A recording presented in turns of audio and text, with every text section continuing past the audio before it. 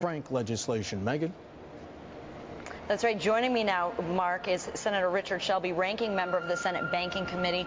Thank you, Senator Shelby, so much for being here with us. We heard from some top regulators today. Chairman Gensler and Shapiro both seem to suggest that if the Dodd-Frank rules were in place, that $2 billion loss may not have happened at J.P.Morgan. Do you agree with that assessment? Well, we don't know that, and neither do they. First of all, they haven't implemented all the rules that Dodd-Frank said they would do, and I don't believe, from what I heard today, that they can micromanage an institution as large as J.P.Morgan, or perhaps even some smaller than that. Did you get a sense, though, of how this storyline is playing out as we're finalizing the rules, as we're taking a look at the Volcker rule? I think that they got a lot of work to do. They've admitted this. They've had trouble defining the Volcker rule. Dr. Volcker had problems himself defining it. What my interest is always is protecting the taxpayers. You can't take risk out of the markets. J.P.Morgan, they take risk, they manage risk, and we've got a hearing coming up in a couple of weeks when we get back here, whatever it is, with Mr. Dimon testifying. We want to know what they did, how they did it. Was this managing risk, or was it something else? If it's managing risk, what the heck? You're going to do that anyway in the marketplace.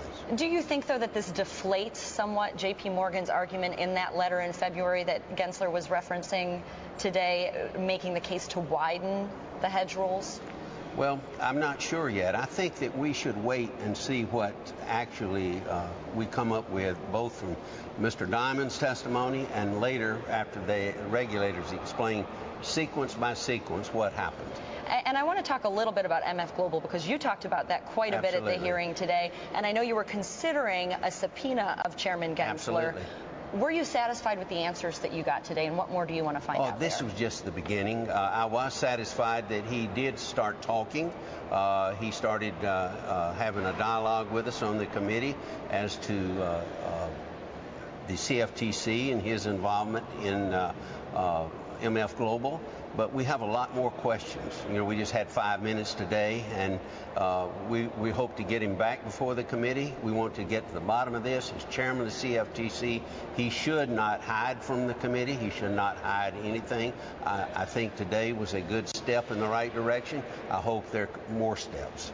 And what specifically do you want to ask of Jamie Dimon, and what kind of treatment do you think he'll get from the committee when he comes to testify? Well, I think we should treat everybody with respect that comes before the committee.